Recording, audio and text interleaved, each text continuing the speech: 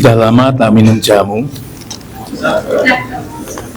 Minum jamu penyembuh sakit hati. Ada enggak? Sudah lama tidak ketemu, kita ketemu di obor Gunung Sahari.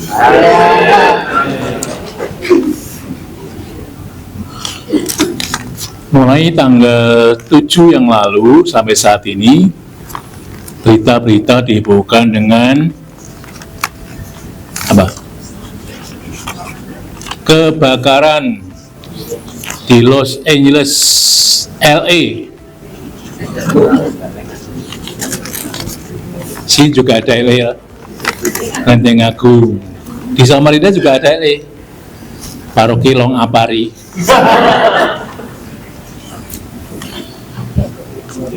Dan memang ada macam-macam komentar mengenai peristiwa itu. Salah satunya adalah bahwa peristiwa itu sebagai hukuman.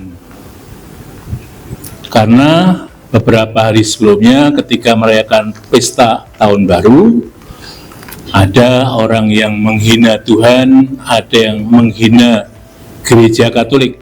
Mungkin ada yang melihat bagaimana MC waktu itu memakai tongkat, memang tidak seperti tongkat uskup, tapi mitranya mirip sekali dengan mitra uskup, dan mengatakan bahwa tidak ada yang memilih Tuhan, sehingga California tidak ada yang menuhankan Tuhan, artinya tidak ada itu urusannya dengan Tuhan. Memang paham seperti itu ada dalam zaman Yesus, bahkan juga ada pada zaman sekarang di Indonesia ini. Kadang-kadang dihubungkan dengan perbuatan orang terhadap sesamanya, bukan pada Tuhan, tapi sesamanya. Ada karma Ahok itu. Karma Ahok itu menghubung-hubungkan, oh ini kena tulah karena menghina Ahok, gitu-gitu. Kita juga baru mendengarkan sekutipan Injil yang pada waktu itu, zaman itu, ada paham seperti itu, yaitu bahwa orang yang sakit itu adalah hukuman Tuhan. Orang yang pendek umur juga hukuman Tuhan, karena kok matinya mati muda. Sementara saya harapkan bahwa orang meninggal sampai ratusan tahun umurnya. Tapi pada zaman itu penyakit kusta dianggap sebagai penyakit yang tidak tersembuhkan. Dan itu adalah akibat dari perbuatan si pelaku itu sendiri atau yang sakit itu sendiri, atau bahkan dari orang tua atau nenek moyang. Karena Tuhan tidak berkenan, entah itu kepada dia sendiri, kepada orang tua, atau kepada nenek moyangnya. Kita mendengarkan bagaimana Yesus menyembuhkan orang yang kusta. Beberapa hari terakhir ini, Injil memperlihatkan bagaimana Yesus mempunyai kuasa. Kuasa menyembuhkan, kuasa mengusir roh jahat, dan sekarang ini kuasa untuk menyembuhkan orang sakit, tetapi kaitannya dengan Tuhan. Dengan demikian, maka orang yang disembuhkan itu juga sekaligus didamaikan relasinya, yang sementara itu dianggap buruk, bahkan putus dengan Allah, dan didamaikan kembali. Maka orang menjadi sehat kembali. Maka tadi kepada orang kusta itu, Yesus meminta agar supaya lapor kepada para imam bahwa sudah dibersihkan kustanya, dan sekarang ini boleh mengikuti acara-acara keagamaan, termasuk juga berdoa dalam rumah ibadat. Saudara-saudara yang terkasih dalam Kristus, sekali lagi penyembuhan orang kusta juga menunjukkan kuasa Allah. Kuasa yang ada dalam diri Yesus yang memang membawa perubahan yang sangat mendasar. Dan kalau kita pada hari ini merayakan Natalan, maka kita juga mengalami perubahan yang mendasar karena Allah menjadi manusia, tinggal di tengah-tengah umatnya, tengah-tengah dunia ini, menyertai bahkan menyelamatkannya. Maka kita sebagai orang-orang yang sudah percaya kepada Allah yang penuh kuasa tapi sekaligus juga penuh belas kasih itu, hendaknya juga terus-menerus membaharui diri, terus berubah menjadi lebih baik. Para gembala yang menerima pewartaan dari malaikat yang adalah utusan Tuhan mendengarkan sabdanya. Maka kalau pakai istilah yang tadi itu, tidak bertegar hati, tapi mendengarkan sabda Tuhan, tersentuh oleh sabda Tuhan, tergerak oleh sabda Tuhan, dan kemudian terdorong oleh pewartaan itu, mereka pergi bersama ke Bethlehem.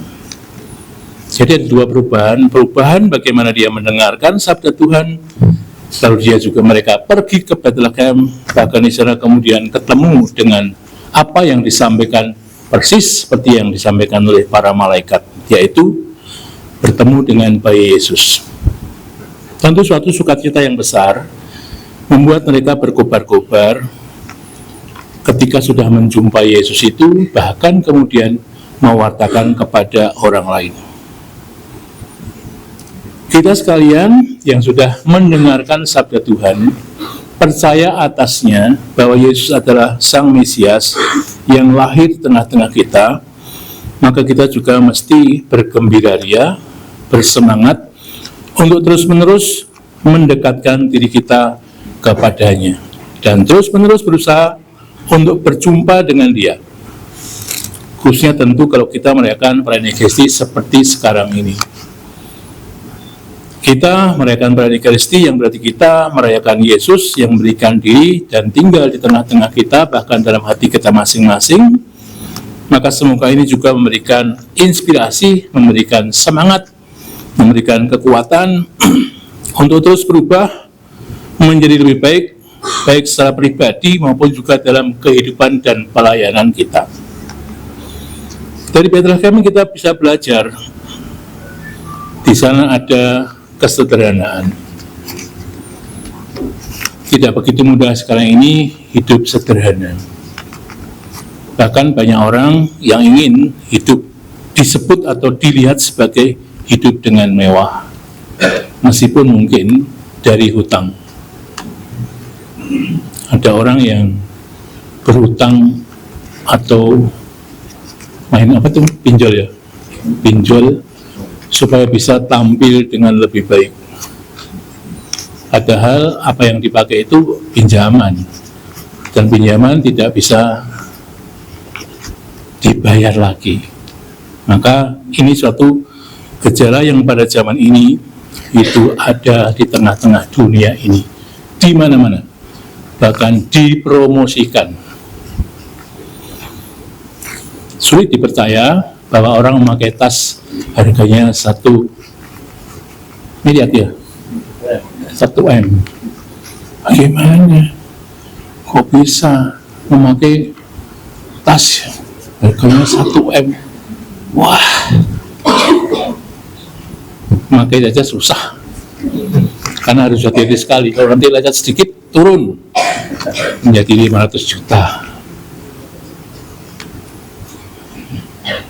Kita juga belajar dari Bethlehem adalah kerendahan hati. Bagaimana Yesus yang adalah Allah Putra itu turun ke dunia, menjadi manusia sama dengan kita kecuali dalam hal dosa. Sekali lagi, sikap rendah hati itu tidak begitu mudah. Orang sekarang ini untuk minta maaf itu sulit, karena merasa ya sebenarnya saya salah, tapi saya tidak mau mengaku salah, karena supaya tidak kelihatan bahwa saya salah, padahal memang salah. Padahal dikatakan kalau memang salah, tidak dianggap salah juga tetap salah, gitu. Kalau mengakui salah sebenarnya juga tidak merendahkan dirinya, karena memang dirinya juga seperti itu. Artinya tidak menjadi lebih rendah. Orang sombong banyak, menyombongkan macam-macam. Ini juga tren pada zaman ini. Solidaritas dan bela rasa sama. Meskipun juga masih banyak orang yang betul-betul mempunyai semangat solidar ini dalam kehidupan bersama dengan yang lain. Baru saja ada video singkat yang menggambarkan bagaimana di Los Angeles, kembali Los Angeles, ada tumpukan pakaian patas pakai itu sampai bergunung-gunung. Orang pengen solidar kepada mereka yang kehilangan segala sesuatu. Ada, masih ada. Dan kita hendaknya terus memelihara ini, bahkan mengembangkannya dalam kehidupan bersama. Tapi juga kita bisa belajar dari Bethlehem adalah pelayanan. Bagaimana Maria, Yosef melayani anaknya, pasti. Bagaimana melindungi mereka, melindungi dia.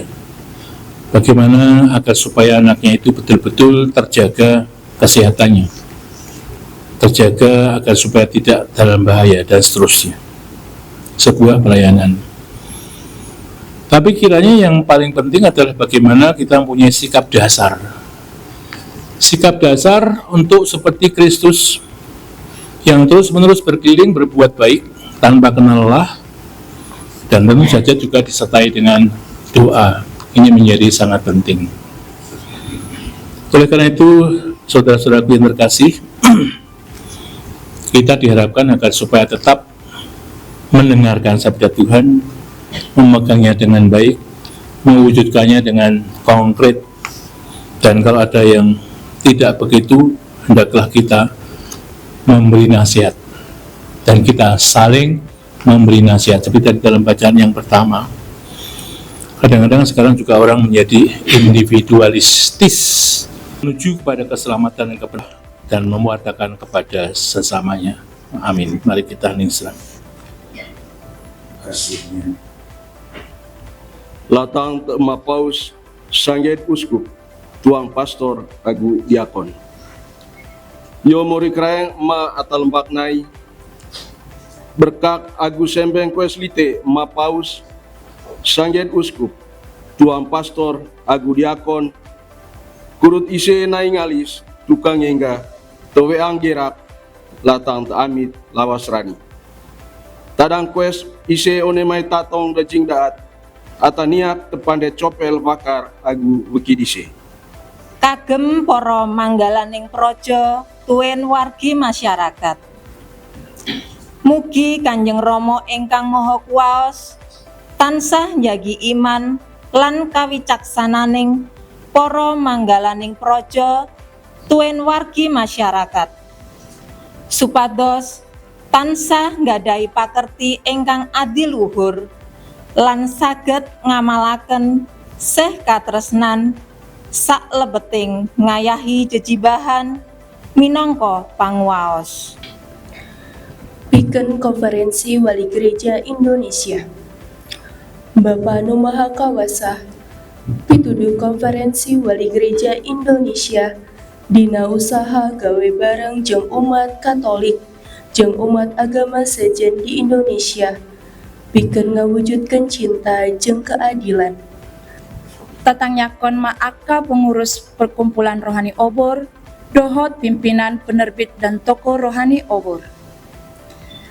Ale amang nabasa, sailehon matu aka pengurus perkumpulan rohani obor, dohot aka paniori pimpinan penerbit dan toko rohani obor, pasu-pasu hahipason, dohot habisukon, asa anggiat boy nasida, lau paturehon parluhutanon, tunalume dengan tujuluan ni ari.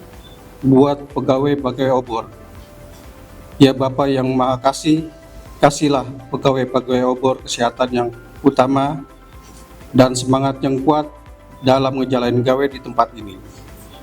Semoga pegawai-pegawai obor terus tumbuh dalam iman, harapan dan kasih. Bahe inama Agustina Sue, he ama sebuah faomasi, no otoloni mama Agustina Sue baji hauga fake faara muhalowo badae. Ya daa no abai sae halowonia. Fahowu efefu nera era dedenia sisohe baji hawa ara muhalewenia. Marilah kita mohon.